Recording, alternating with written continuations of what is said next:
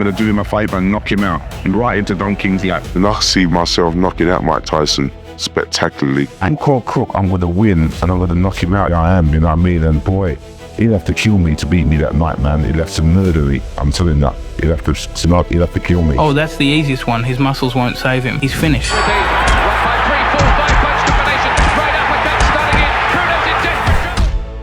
On February 25th, 1989, millions of people across the world froze in front of their screens. In the US and Great Britain, everyone was waiting for just one thing: to see what would happen when yet another heavyweight monster stood across from Mike Tyson. This wasn't just a fight. This was a collision of two destructive forces. Standing in the ring was Frank Bruno, not your classic boxer, but practically a physical anomaly. A massive frame, thick slabs of muscle, a build that looked more like a bodybuilder than a fighter. Every punch he threw seemed designed to stop a man cold. The numbers only reinforced the image: 31 knockouts and 32 wins. This wasn't a man who won on points. He switched people off. That's a good punch, and that looks to me as though we may not see any more of Chuck Gardner of Minneapolis tonight. One punch. Mike Tyson at that moment was moving through the division without breaks.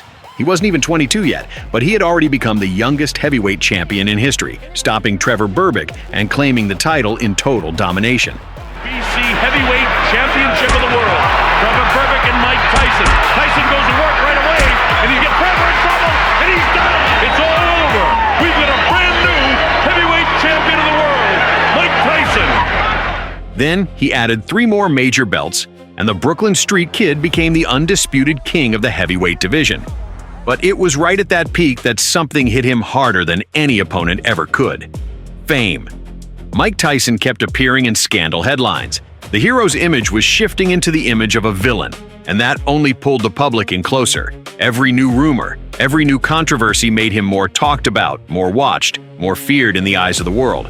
There's never any doubts in my mind because I'm the best in the world. Even though a lot of you don't like to hear it, it's fact. I'm the best. You know what I mean? Sometimes I don't want to believe it myself, but it's the truth. I'm the best. But the reputation of the giant Bruno didn't scare him.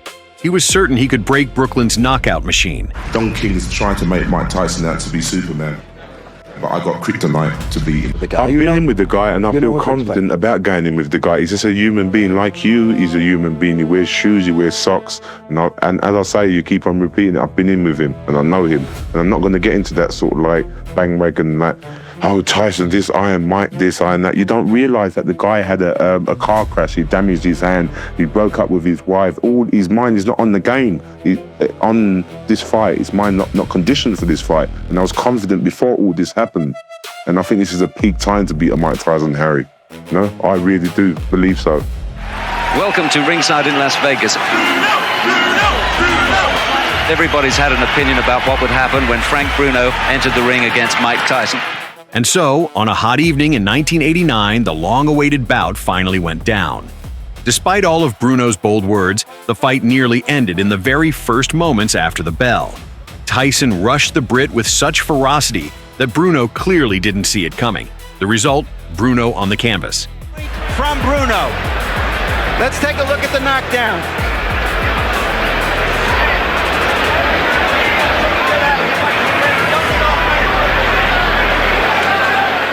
And then something happened that no one predicted. Frank got up. Pulling himself together, he managed to land a sharp left hook that rattled Tyson himself, something that very few had ever pulled off. The back of the head. Mike seems oblivious to the right hands from Bruno. He just wants to get in and throw. Somewhat of a smart tactic by holding on, but one thing about it, Bruno has a tendency. Mike is incredibly strong. Tyson finally went to the body in that last exchange. Now Bruno lands a short left inside. And Tyson wobbles for us. And here is Bruno coming back with that right hand and then the left. And coming back with that right hand and then the left. For a second.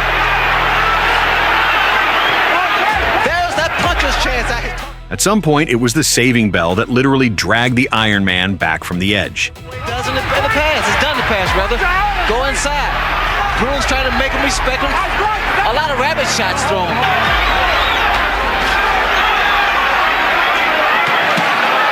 Solid left and a right by Tyson. And now Bruno rabbit punches Mike Tyson. I don't particularly agree. And so, for that matter, does Tyson. But by the second round, Bruno began to feel the weight. For a man with that kind of muscle mass, long fights were always a test. Sensing the shift, Tyson cranked up the pace and methodically took apart his opponent, leaving him with only one option: the clinch. Left hand to the body by Bruno, and Tyson wailed back.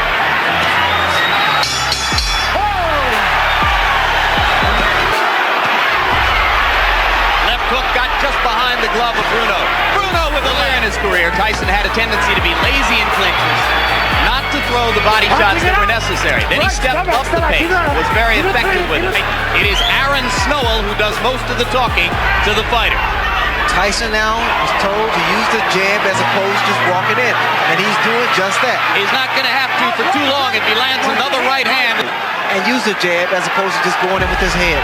And come straight up the middle and use the uppercut like that. He's been effective when he comes straight up the middle instead of winging shots from side to side. In the fifth round, Mike, apparently exhausted by the endless holding, made the decision to end it for good.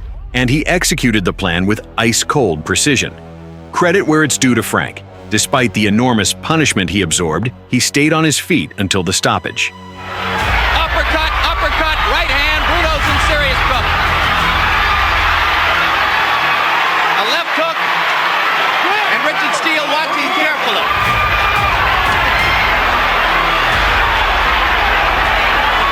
Only guts keeping Bruno up at this moment. There's blood trickling from his nose and his mouth.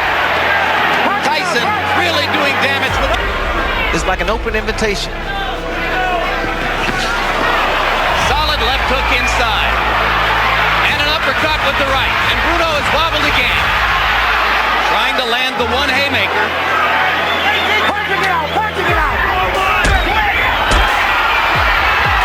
Oh, it's just a matter of time here. Vicious punishment. That's not shot.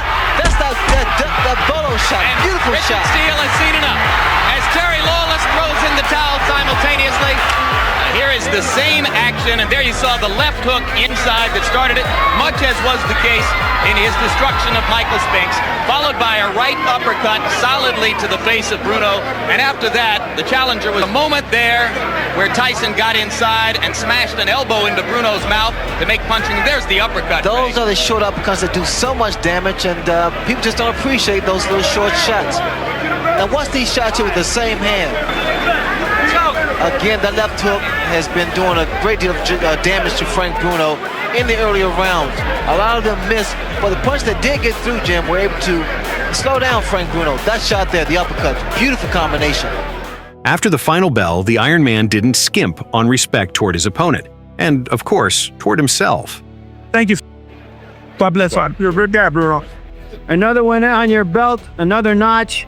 Was this harder than you anticipated? No, not at all, because I knew that I was going to come up. He was talking, and the way he was talking, I knew he was hyped. He was ready to go. And I knew I was the best fighter in the world. And I'm just convinced, you know what I mean? These fellas, how dare them challenge me with their somewhat primitive skills. They're just as good as dead. Mike Tyson genuinely had something to be proud of.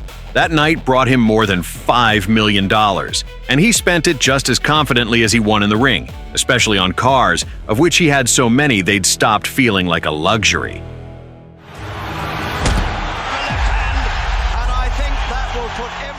After the loss to Tyson, Frank Bruno didn't disappear and didn't fall apart.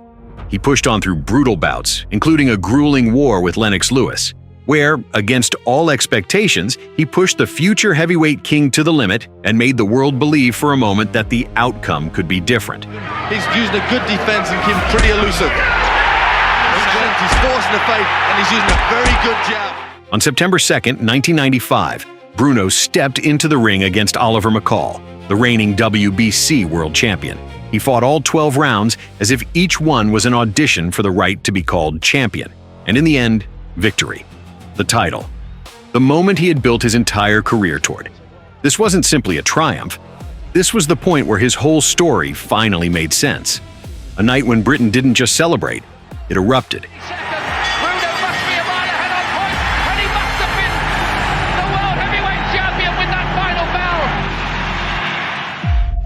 It's still in great shape, and there's no way I could lose. In terms of sports psychology and so on, do you have a method? None at all? It's fight.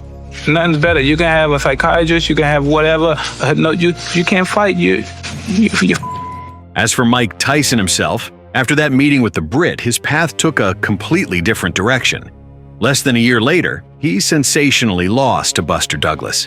A defeat that didn't just knock him off balance, it shattered the image of an invincible champion in front of the entire world. Look at that right uppercut.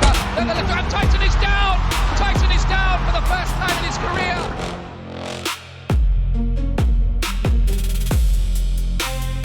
Through 1991 came new brutal tests, particularly grinding, punishing wars with Donovan Ruddock, where there was no longer any sign of the old ease, only pressure and a fight to survive. He just doesn't quite get there. There's a left by Ruddock, a left by Tyson, and down goes Ruddock. Then, a breaking point. A rape conviction, a sentence, and 3 years in prison. 3 years, after which the man who returned to the ring was no longer the same one who had left it as champion. Because I find myself doing things that I never dreamed I'd be capable of doing. Like saying things that I never think I'd be capable of saying. The comeback arrived in 1995. Peter McNeely didn't survive a round. The return looked like a short, brutal statement. He's back. Starting to butt heads. Oh! Tyson with a left hook, a right uppercut, down goes. Next fell Buster Mathis Jr., an opponent many called a near copy of the D'Amato system, assembled on the old principles of Tyson's own school. Right-footed pivot, swing around on your opponent's side, and then crash. Oh, he got a right uppercut, another right uppercut, and down goes Mathis. See, step back. Interest in him ignited with new force. Arenas filled up again, broadcasts drew millions, and it seemed like the old Tyson had fully returned. But noise alone wasn't enough. He needed a belt, and it was held by someone history had already put in his path before, Frank Bruno. The rematch didn't wait long. If before their first meeting there had still been a trace of visible respect between them, now there was none of that left. Everything had changed, fundamentally. Frank Bruno no longer hid his emotions. The tension, the anger, the personal grievance all came to the surface. This was no longer a conversation about sport. That time I rocked him, I'm going to rock him to sleep. I hope Don King's got room in his lap. And call Crook, I'm going to win and I'm going to knock him out, you know what I mean? I've been away for too long. I waited about 16 years to get in this position where I am, you know what I mean? And boy, he'd have to kill me to beat me that night, man. He'd have to murder me. I'm telling you that. He'd have to kill me. I can't really tell you how he's going to, a quick pace, fast pace, slow pace. All I can tell you, I'm going to win and I'm going to knock him out right into Don King's. Hey, lap. Mike Tyson, for his part, wasn't stepping in just for a win.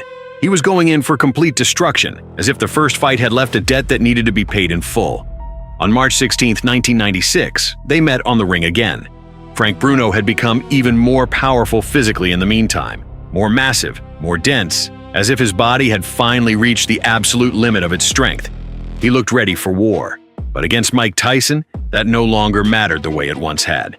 From the first seconds the fight went one way, Tyson wasn't looking for distance, he was erasing it, step by step, exchange by exchange, until there was nothing left for his opponent but survival. Bruno has to pump out that German meaning. Good body shot from him. He's outweighing Tyson by 2 steps. Bruno's going to have to be careful as he's caught with that right hand. A key moment here will be what happens when he would have been stopped from that point, but he held on. And he gets Tyson with a big right hand, then a left hook from Tyson. What a opening round this is. This is a Bruno retreated into clinches again, grabbed the fight, tried to slow the tempo, the way a man does when he's trying to stay afloat under constant pressure. But that only worked up to a certain point. Big overhand right now. You see Bruno's leg. no knockdowns, but close to one in that first round. Tyson. Bruno holding and hitting. Good right uppercut inside.